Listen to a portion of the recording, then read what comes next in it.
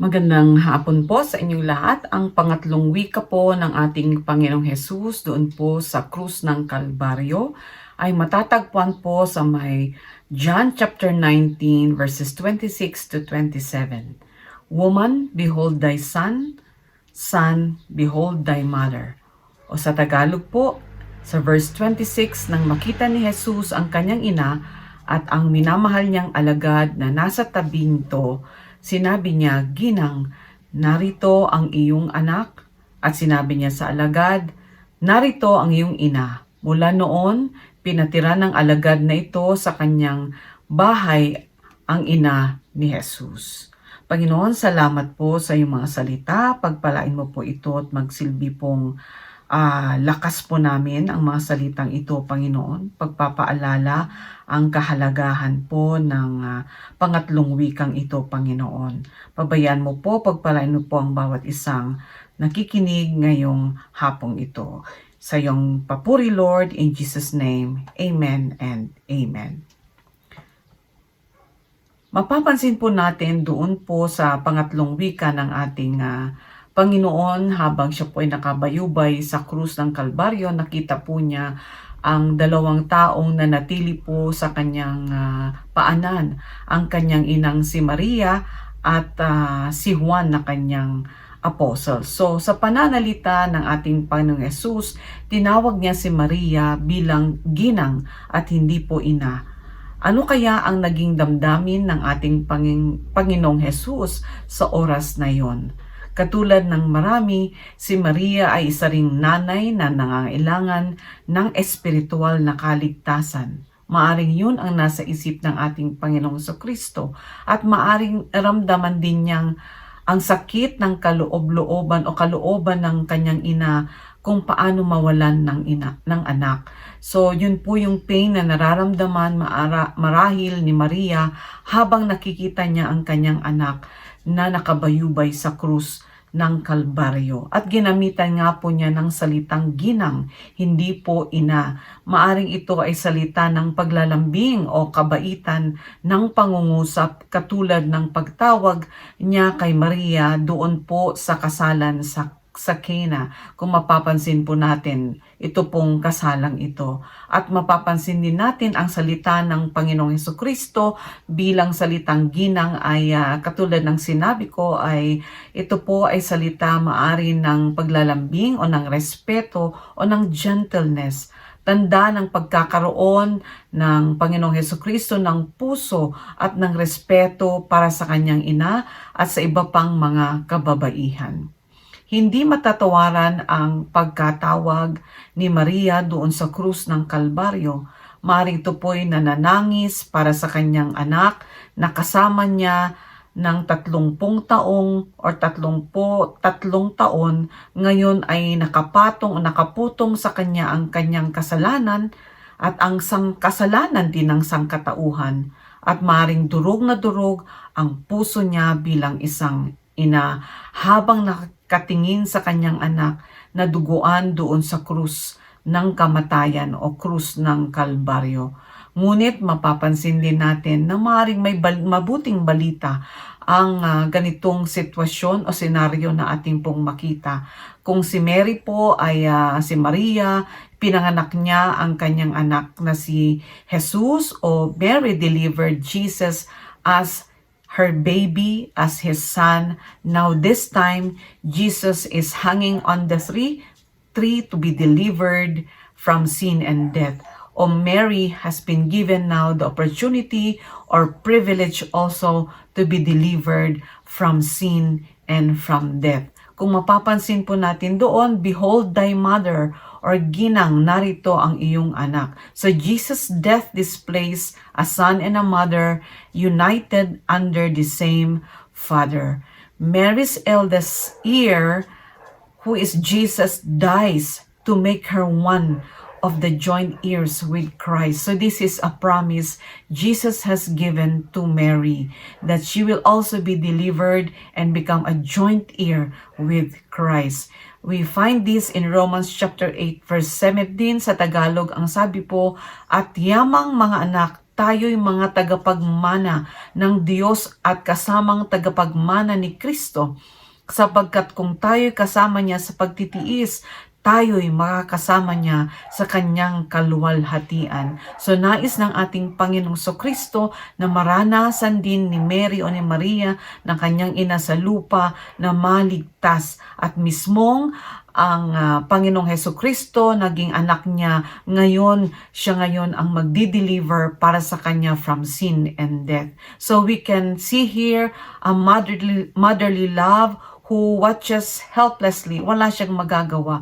Wala po siyang matutulong as Jesus' divine love takes action. It's only Jesus. Si Jesus pong gumawa ng action, at ito nga po ay ang pagiging obedient niya bilang tagapagligtas upang maligtas ang sangkatauhan. And as a firstborn, now he gives rise to another son, or Mary is actually experiencing now, he is giving another son who is born spiritually out of that same death. Ang Jesus na ito ngayon ang siyang magliligtas. Ang anak niya sa lupa ay magiging tagapagligtas ng katauhan. So, ang babaeng nanatili sa paanan ni Kristo sa krus ay ang kanyang ina.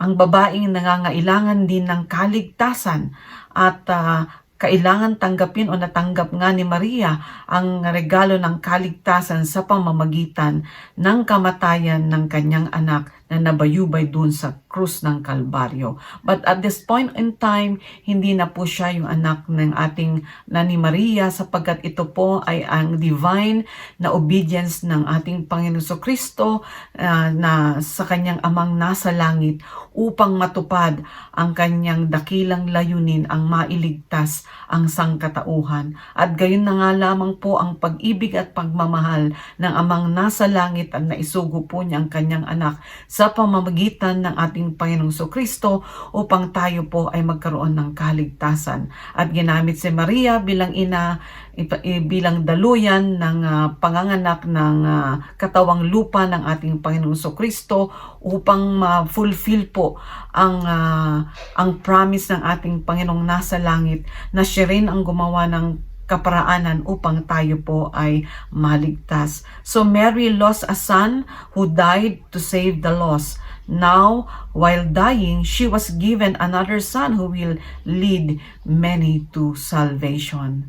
Yan po ang kahalagahan po ng pagkakaroon po ng katapatan ni Maria doon po sa paanan ng ating Panginoong Kristo, sapagkat siya rin po ay human being din na nagkasala, at kailangan din po niya ng kaligtasan. At salamat nandiyan ang Panginoong Kristo na ginampanan din po niya ang kanyang tungkulin bilang isang anak dito po sa lupa, at yung kanyang concern sa kanyang nanay, tinagubilin nga po niya si Maria kay Juan, at ganun din po ang pag-ibig na meron siya sa kanyang ina. At bakit nga ba si Juan ang napili ng ating Panginoon? Ang sabi po niya doon po sa John chapter, sa aking binasa kanina sa may John chapter 19 verse 26 to 27, so sabi po, "Behold thy mother." Sa verse 27, ang sabi kay Juan, "Behold thy mother." So, ginang, narito ang iyong anak. At ang sabi po kay Juan naman, "Son, behold your mother." Anak, narito ang iyong ina. So, kung titingnan po natin, bakit nga ba si Juan? At mapapansin natin doon po sa may krus, nandun din po si Juan. Siya lamang po ang disipulo na hindi umalis, naging tapat, at nandun po sa paanan ng ating Panginoong Kristo. At pinakita nga po ni Juan ang lakas ng loob at kanyang magampanan ang bilin ng ating Panginoong Kristo na alagaan si Maria. Ang Panginoong Kristo naman ay ginampanan niya ang daan ng mga Levita bilang anak o unang anak na nagpakita ng pag-aalaga o pag-aaruga sa kanyang ina. At si Juan, ginampanan niya ang pagiging ipinanganak na muli na anak na pag-aalaga ng balo sa katauhan nga po ni Maria. At sa oras ng matinding paghihirap, nakita ng Panginoon ang puso ni Maria. Kaya't pinagbilin niya si Maria ngayon kay Juan. Alam niyang mapagkakatiwalaan si Juan. At mapapansin natin dito kung gaano din durog ang puso ng Panginoon sa mga babae na balo at sa mga ulila na walang mga magulang. Kung papansinin po natin ang isang study po tungkol po sa mga ulila rin po, ito po ay sa study po sa US Census Bureau, pasahin ko po sa Ingles, 24 million children in America, or 1 out of 3 live in biological father absent home. So, nakatira po sila sa isang tahanan na wala pong mga magulang. Children in father absent homes are almost 4 times more likely to be poor. So, mga batang ito ay talaga pong naghihirap. At may mga kabataan din na hindi po nila naranasan ang magkaroon po ng mga magulang. So, isang study ang sabi po doon, one study showed that as many as 85% of youth in a prison grew in a fatherless home. Marami pong mga nakapreso ng mga kabataan na wala pong mga magulang. Kung kaya't ang pakiramdam po nila ay talaga nga pong sila po ay tinatuwa. At ang salita ng Panginoon sa kasalukuyan ay nagsasalita rin po sa atin kung paano po natin ipakita rin ang ating pag-ibig sa mga taong wala pong naranasang mga pag-ibig katulad po ng mga ulila. Pasalamat po tayo, may mga organization na nag-aalaga po ng mga ulila. At tayo naman po sa church, ano po ang ating ministeryo din na dapat ipakita po sa mga balo at sa mga ulila katulad ng puso ng ating Panginoon Kristo. Sa Matthew chapter 20 verse 28, ang sabi po doon, sapagkat maging ang anak ng tao ay naparito hindi upang paglingkuran, kundi upang maglingkod at ialay ang kanyang buhay sa ikatutubos ng marami. So ginawa niya ang paglilingkod kay Maria. Yan po ang ating Panginoong Hesukristo. Ginawa niya ang kanyang paglilingkod kay Maria at kay Juan, na tunay nga po na simbolo ng pag-ibig ng ating Panginoong Jesus. Mapapansin po natin ito sa may John chapter 15 verse 13, sabi po doon, walang pag-ibig na hihigit pa kaysa sa pag-ibig ng isang taong nag-aalay ng kanyang buhay para sa kanyang mga kaibigan. So sa oras na yun po, ang kanya pong pagtingin po sa kanyang ina ay isang tunay na kaibigan at kay Juan ay tunay na kaibigan. At ang pag-ibig ay pinagkalob nga po niya ito sa pamamagitan ng kanyang kamatayan doon sa krus ng Kalbaryo upang magkaroon po ng experience of salvation din si Maria at si Juan, at sila din po ay makasama bilang mga tagapagmana na sinasabi ng Diyos sa kanyang mga salita na tayo pong lahat ay ginawa ng ating Panginoong Kristo. Siya nabayubay sa krus ng Kalbaryo upang tayo rin po ay maging tagapagmana katulad po ni Maria at ni Juan. Ang huling mga salita ng Panginoong Jesus bago siya namatay ay para sa dalawang taong kanyang mahal, si Maria at si Juan.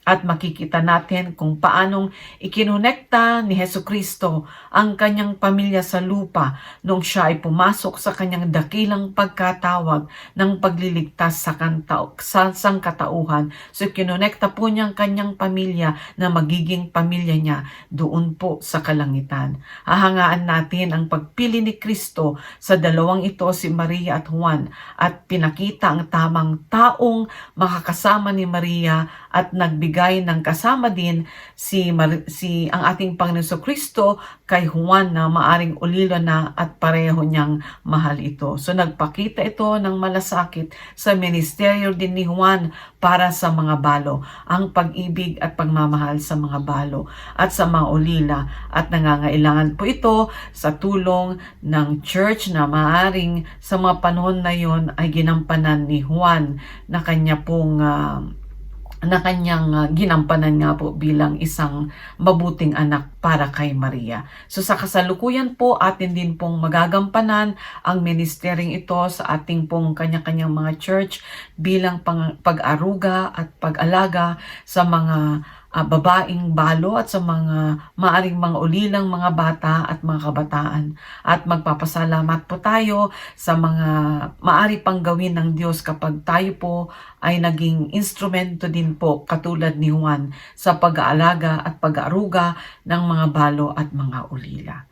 Hallelujah. Thank you, Lord. Salamat po sa iyong mga salita na aming pong napakinggan ngayong oras na ito. Pagpalain mo po ang bawat butil ng salitang aming narinig. Pabayaan mo magkaroon po kami ng katulad ng puso ng aming Panginoong Hesus Kristo upang magampanan nga po namin ang aming pong ministeryo sa mga balot sa mga ulila. Sa iyo ang papurit pagsamba sa tanging pangalan ng aming Panginoong Kristo.